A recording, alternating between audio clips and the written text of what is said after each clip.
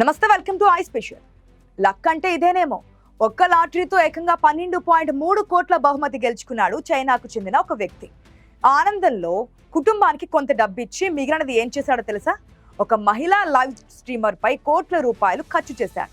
భర్త చేసిన పనికి ఆ భార్య ఏం చేసిందంటే విడాకులకు దరఖాస్తు చేసుకుంది.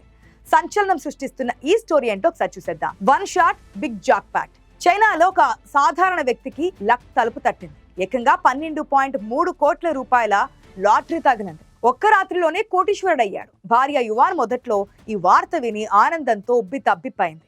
భర్త కూడా మంచిగానే ప్రవర్తించాడు. భార్యకు 36 మిలియన్ల సొమ్ము ఉన్న బ్యాంక్ కార్డునిచ్చి తనకు అప్పగించాడు.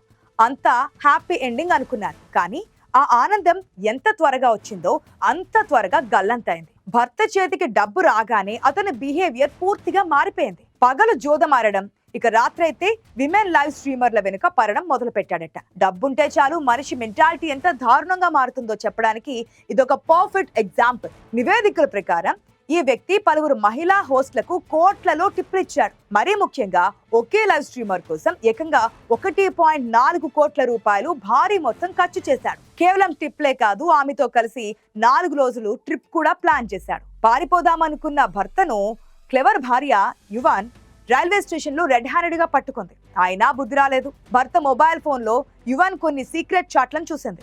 అందులో భర్త ఆ మహిళను హనీ అని పిలవడం, తనను తాను హబ్బీ అని చెప్పుకోవడం గమనించింది.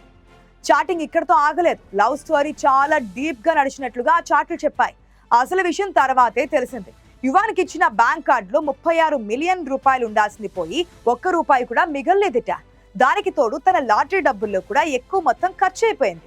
భర్తపై కోపంతో ఆగ్రహంతో యువాన్ నిలదీసింది. మోసం చేశావని అరిచింది.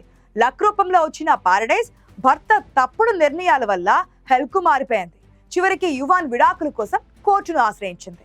లక్కీ లాటరీ అన్లక్కీ మ్యారేజ్ కు దారితీసింది. మోరల్ ఆఫ్ ద స్టోరీ ఏంటంటే డబ్బు వస్తే మెంటల్ బ్యాలెన్స్ ఉండాలన్నమాట.